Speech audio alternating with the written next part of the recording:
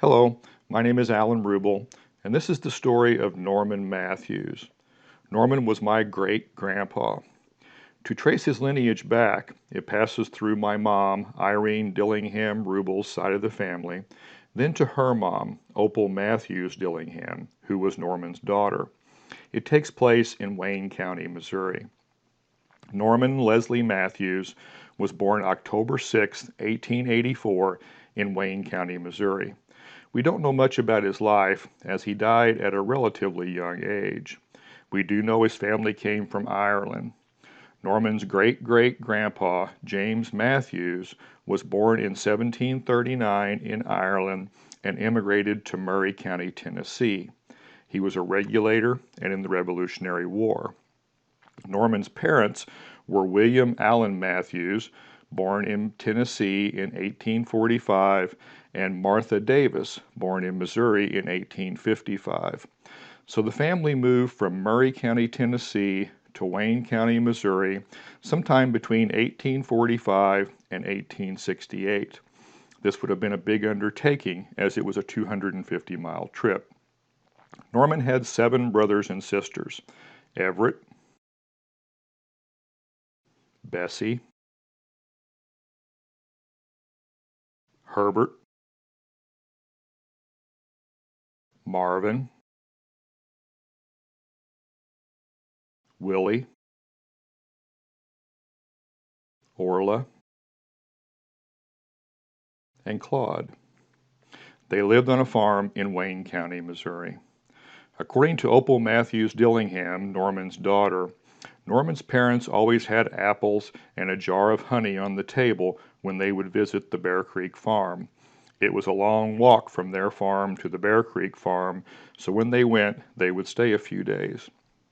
There were several family events held at the Matthews farm on Bear Creek.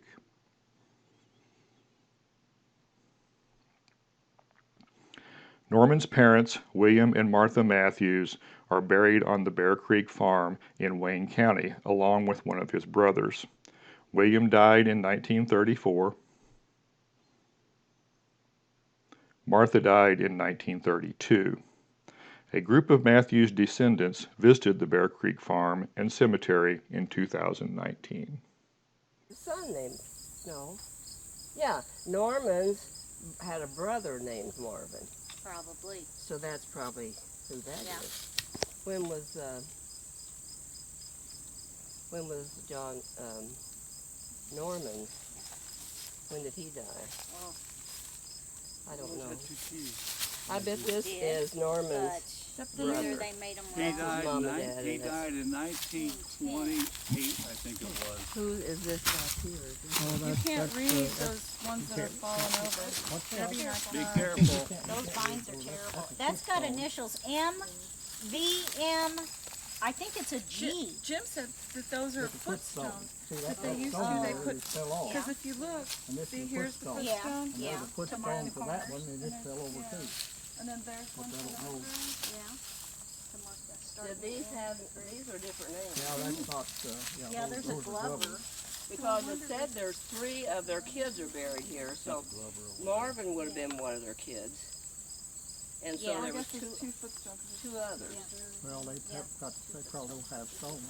The cemetery where my dad are buried, mom and dad are buried, there's footstones on a lot of them. They have last initials on them. And I bet that's probably what that is. Yeah, could be. The cemetery is currently on private property owned by the Glover family. The house is still standing, but no longer livable. Several of Norman's children, Opal, Martha, Marvin, Arthur, and Everett, replaced the tombstones on William and Martha's graves in 1978, so they are in good condition. In 1995, Irene Dillingham Rubel and her mother, Opal Matthews Dillingham, visited the cemetery, and as you can see, it was being kept up. It is currently not being kept up and basically part of the woods. Not much is known about Norman's childhood. As an adult, Norman was a farmer and made a good living. Norman married Lester Davis in 1905. Lester was also raised on a farm near Sam A. Baker Park in Wayne County, Missouri. Norman and Lester lived on a farm in the same area, but the exact location of their farm is unknown. They would occasionally walk to the Bear Creek farm for family gatherings and the Davis farm, so it must have been relatively close to both. Norman and Lester had 8 children. William Franklin, born October 6, 1906, passed April 1, 1980. Mabel Esther, born January 4, 1907, passed May 24, 1994. Hello, I'm Calvin Lee. I have 3 daughters and a son. I'm Mabel Matthews' son. She's the daughter of Norman Matthews. I'm done, I guess. Okay, hi, I am Kelly Ayers. My married name is Kelly Brown. I am the daughter of Don Ayers Lee, as most of you knew him. His mom was Mabel Matthews, which was my grandma. My great-grandma was Lester Kendricks, and my great-grandpa was Norman Matthews. My dad's brother died in a logging accident when he was 14. I have 2 children. And me and my husband have 7 granddaughters and 1 grandson. And I'm from Des Arc. I even went to the old grade school in Des Arc, which, I think I was like 4. My mom is Debbie, married to my dad for many years. My sister Lynn and Lee, which we lost my brother Lee Ayers some years back on Christmas, but Lynn was his first set of children. Willard Marvin, born December 13, 1911, passed December 11th, 1988. I'm Debbie Matthews Short, and I am the youngest daughter of Marvin and Imogene Lewis Matthews. I had an older brother, Preston, who was 17 years older than me, and an older sister, Marilyn, who was 9 years older than me, so I'm the baby. Everybody else in my family's gone. I know they're watching. My dad was the second oldest of Lester and Norman Matthews. So Uncle Willie was the next older, and I can't name the rest in order. My dad was a great guy. He worked at school. He was a janitor and loved to camp and fish, and I inherited that trait from him. We loved to camp and we loved to fish. Mom was a good cook, and I'm a fair cook. So Dad could grow anything. He was beautiful garden and beautiful flowers and zinnias, and I have the black thumb, so I guess I didn't inherit that either. My grandma and grandpa were Norman and Lester, and we would come to Des Arc and visit them almost every month. I grew up in Deloge. Martha Elizabeth, born August 28, 1914, passed January 13, 1999. Opal, Virginia, born April 9, 1917, passed May 1st, 2004. Excuse me. Hello, I'm Dorothy, and I'm the oldest daughter of Opal Matthews Dillingham. I'm related to Norman Matthews via he was my grandpa. I'm Irene. I'm also a daughter of Opal Matthews Dillingham and William Dillingham, and Opal is the daughter of Norman and Lester Matthews. And Mom was telling me about Norman's brothers and sisters, and at least 2 of his brothers were barbers, and Norman was a farmer, and he also learned to cut hair. And she said on Saturdays, when the weather was nice, he'd invite all the neighbors to come over and he'd cut their hair for free, and said they had a lot of good times when Norman was living, but they had a pretty rough way to go after Norman died.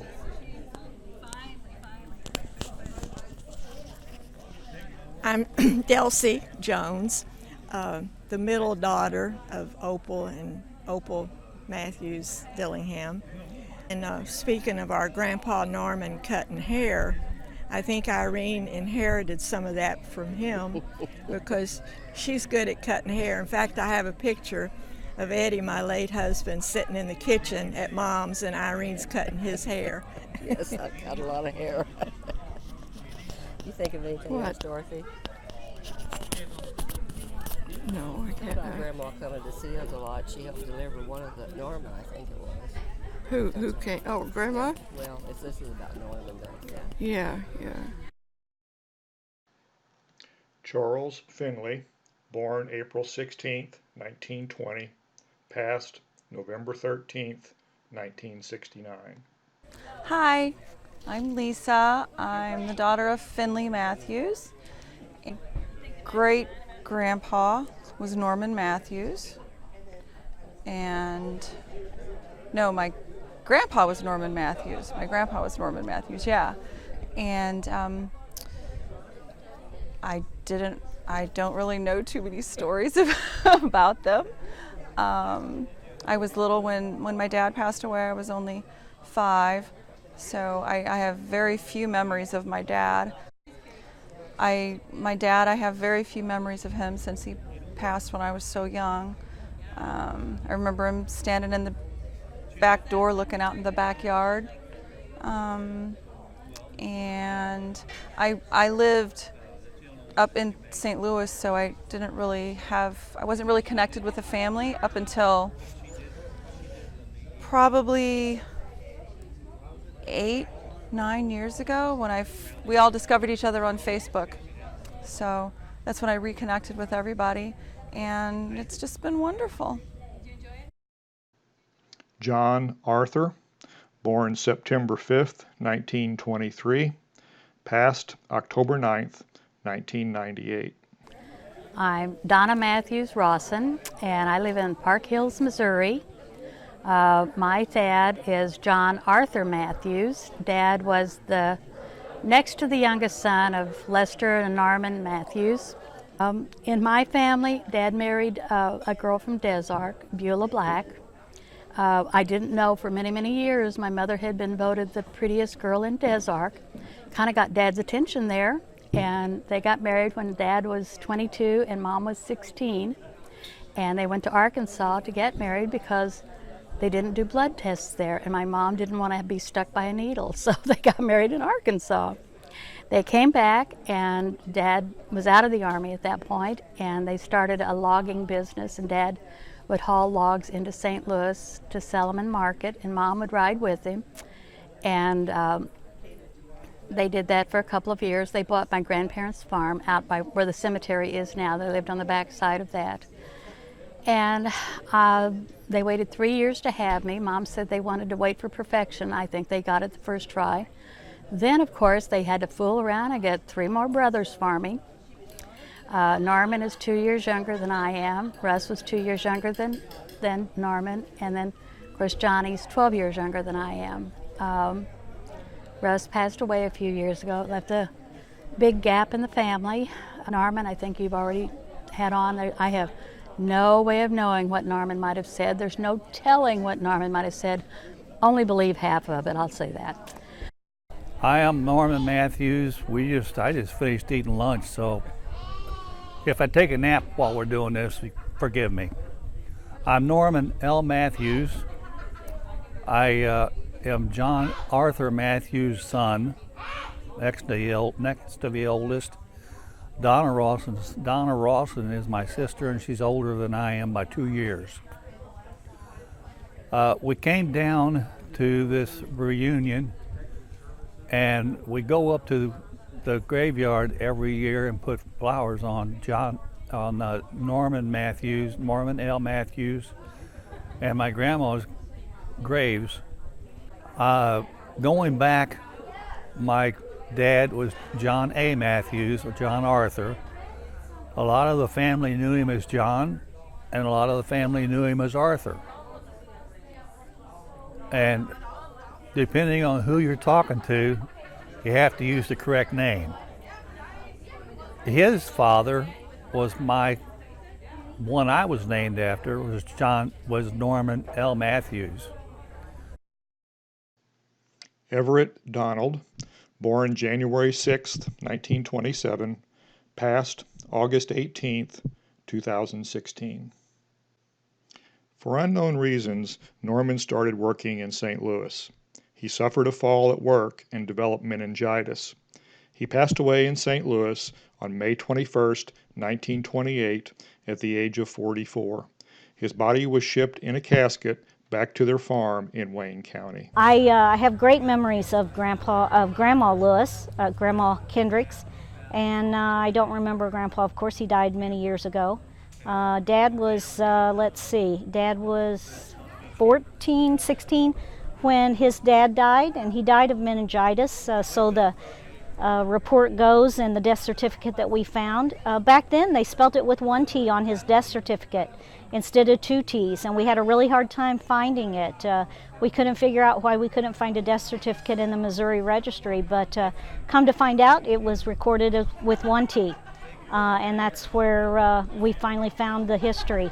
So he died of meningitis, and my dad was there. Back in that day, they didn't know a lot about the disease, but they wouldn't let his body be in the house, which is what they did back in that day. So they put him out in the front yard, and they actually had to have a funeral out in the front yard. And my dad, although he wasn't supposed to, Grandma wanted to make sure, because nobody had seen him, and he died away from home. My dad opened the casket and looked inside the casket to make sure that it was him, because Grandma just couldn't believe it. So I've always heard that story back in the day, and I'm happy to be here with everybody today and reliving a little bit of family history. We keep it going, so it'll be the next generation's turn. We hope we can get them interested. Dad was quite young when his father died, so they had a very difficult childhood. Poverty, I don't think, would even describe how they grew up. They were poor before poor was known to be poor.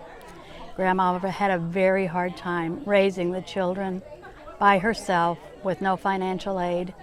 And I know that we called her Grandma Kendricks because she remarried Jimmy Kay. And I know that Grandma Kendricks took in any kind of work she could get to provide for her children, because I'm not sure, can I be very blunt on this? I don't know how much they edit on YouTube, but Grandma's father could have helped her financially but chose not to. His suggestion was to divide the boys up, send them to her brothers, and let them work on the farms of her brothers. And Grandma looked him in the eye and said, "We may scratch shit with the chickens, but we'll stay together." And she did. No matter what it took, no matter how she managed, they stayed together. They didn't always have enough food to eat, but they had something to eat. And Dad said they ate spring rabbits that were not supposed to be eaten. They robbed honey trees when they could find them in the woods. They managed any way they could to survive. Dad said if you rub enough pieces of green together, you can call it a salad. They ate anything and everything. And Dad said growing up hungry gave you a different perspective in life. 3 of Norman and Lester's sons were in the military. In this picture, left to right, Arthur, Everett, and Finley. They all served in World War II. As soon as he was old enough to qualify, my dad, John Arthur Matthews, joined what they call the CCC. Dad went to Minnesota and planted trees for the civilian corporations. It was a youth group. I think he lied about his age, honestly. I don't think he was old enough to go. But he stayed there until World War II broke out, and then he joined the Army and was a tank driver in the Army of World War II. Dad and Uncle Finley were very close. That was his next older brother. And they were sort of cohorts in crime, I think, a lot of times. They found ways to survive that maybe the rest of them didn't even know about. But they joined the military, and Dad went through World War II, often looking for his older brother Finley, who was in the infantry. And Dad said as he would enter a town in Germany, he always checked the death list to see if his brother was on the dead or wounded list. It was a horrible, horrible feeling. Dad was in the Battle of the Bulge in Germany. Dad was in a tank that was blown completely up. Dad had been up on the top as a gunner, and it blew my dad free out the top of the tank, and Dad was the only one who survived from the tank explosion. Dad carried a lot of guilt for that for the rest of his life, that he didn't know why God spared him, but he felt like God had a purpose, and I think throughout Dad's life, if you look at it, there was always God's hand guiding him. At some point between 1928 and 1937, Lester and the family moved to Des Arc, Missouri. Here Lester met Jimmy Kendricks, and they married in 1937. They would remain married until Jimmy passed. Lester would live the rest of her life in Des Arc, Missouri. Lester Matthews Kendricks passed away on August 25th, 1975. I think that's really, I don't really remember my great-grandma Lester, but my mom has very fond memories. In the holler, can I stand up for 1 second? Sure. She'd take her apron, seriously, she'd take her apron. If she was happy, she'd be like, but if she was mad at the menfolk, she'd shake that apron and be like, get in this house. We also lived in that house for a little bit in the holler. I remember the house. I mean, I was a little kid and I still remember the house. It's, my mother was so fond of them. They're good people. Norman and Lester are both buried in Woods Cemetery near Patterson, Missouri. The descendants of Norman and Lester still hold reunions. All of their children have passed, but there were about 30 family members at the 2019 reunion in Sam A. Baker State Park, including several of their grandchildren. I'm Debbie Matthews Short, and I am the youngest daughter of Marvin and Imogene Lewis Matthews. And I have a husband, Rick, who's working today, and 2 boys. Matt is 39 and lives in Farmington, and Jason is 37. Holy cow, they're getting old. And the boys, Jason lives in Kansas City, so they couldn't be here. I have 3 sons. I married the boy next door, and we currently live about 3 miles from where we both grew up. We've had a very interesting life. We've traveled a lot. We still enjoy traveling. Our 3 sons live in 3 different states, which makes travel a little more necessary if we get to see our grandchildren at all. Our oldest son, John Richard, I married John Rawson, I should say that. Our oldest son is John Richard, and we call him Rick, is an over-the-road trucker. He's been in the trucking business now for about 25 years after a stint in the Navy. He has 2 sons. We have 1 great-grandson, Jace, who's now 6. And our second son, Mark, works for Sprint. Mark got hired right out of college to help set up the cell phone division of Sprint. And his wife, he married a girl from Sprint that did the security. And she had the security so tight that the FBI could not get into it to do any kind of wire hacks. They had to call her back to help the FBI get into their wire hack. So I think she's pretty good when it comes to security, cybersecurity. Our third son, James, has a doctorate in computer science, and James does security programming for the government. He has been working for the U.S. government, but recently was hired by the Australian government to do some security programming, and he is currently in Australia. But his family lives in Colorado Springs. He has a son and a daughter, and the son in Kansas, Mark, and his wife have 3 sons. So we have all these grandsons, but only 1 granddaughter, and she's pretty grand. If you don't believe it, just ask her. I'm Norman L. Matthews. I am John Arthur Matthews' son, next to the oldest.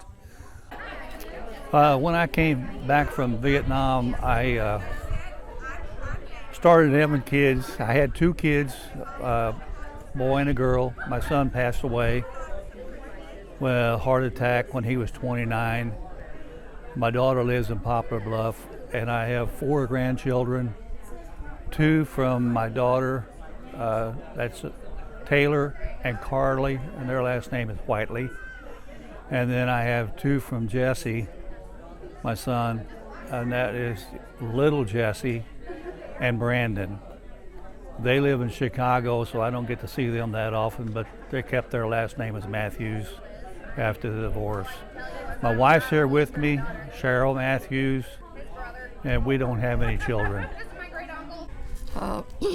Excuse me. Hello, I'm Dorothy, and I'm the oldest daughter of Opal Matthews Dillingham. I'm related to Norman Matthews he was my grandpa, married to my grandmother Lester Davis. I have 2 children. I was married to Danny Fredlin, and my daughters are Dana, who lives in St. Louis now, and has 1 son, Kyle, and Randy, my other daughter, lives in Florida now, and her 2 boys are Leo and Sammy. I don't know my kids' names, and they're both in high school now. I'm Irene. I'm also a daughter of Opal Matthews Dillingham and William Dillingham, and Opal is the daughter of Norman and Lester Matthews. And I have been married to Jim Rubel for 63 years, and we have 3 children. Alan Rubel and his wife is Donna, and they have 3 children, Rusty and Rachel and Brian, and he has 1 grandchild, Murray. And Beverly is married to Bill Gable, and Beverly has 2 sons, Zach and Josh, and between them they have 3 grandchildren, and then she has 1 step-grandchild, Skylar, and Oliver, her son, and then there's William Gable, who was Kyle with his dad. And Sandy, our youngest daughter, Sandy Stoltzfus, lives in Colorado, and she has a daughter, 2 daughters and a son, Taylor Mays and Ashley Mays and Emma Stoltzfus. And we all get together, probably a couple times a year. I'm Delcy Jones, the middle daughter of Opal and Opal Matthews Dillingham. I have 1 daughter, Connie. She's married to Terry Young. They live in Arizona. I have 1 granddaughter, Lindsay.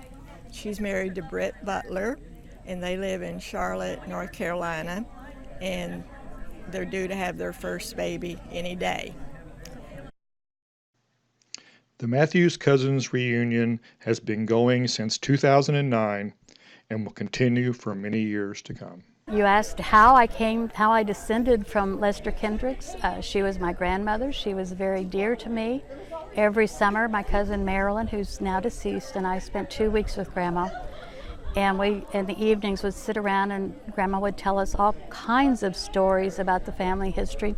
And from what I'm finding out from my cousins, she must have told me a lot of stories she didn't share with them for whatever reason. She used to tell me one of the things, to always let my fingernails, I don't know how much you can see my fingernails, let your fingernails grow. And I, of course, was always into something and never had long nails, but Grandma said the length of your fingernails defines whether you're a lady. Now that was very important to Grandma Kendricks. In her hard work of all those years, she was never able to grow her nails out from all the scrubbing and cleaning and digging that she had to do. But as a child growing up, of course, they had help, they had housekeepers and such, and they kept their nails nice, and that to her defined what a true lady was. If you were a lady, you had nice nails. Grandma was in the nursing home not long before she died, and I went in. She had had a stroke and could no longer speak. And she looked up at me, and I know that she knew it was me because she kind of blinked at me. And she took my hand and ran her fingers over my nails. And I said, "Yeah, Grandma, I've got my nails done." And she grinned. She knew, even at that point in her life, that I did that because that's what Grandma told me a lady does. You always keep your nails nice. That's a true sign of being a lady. Grandma never had much as far as earthly treasures, but the treasures she laid up in our hearts will be with us forever.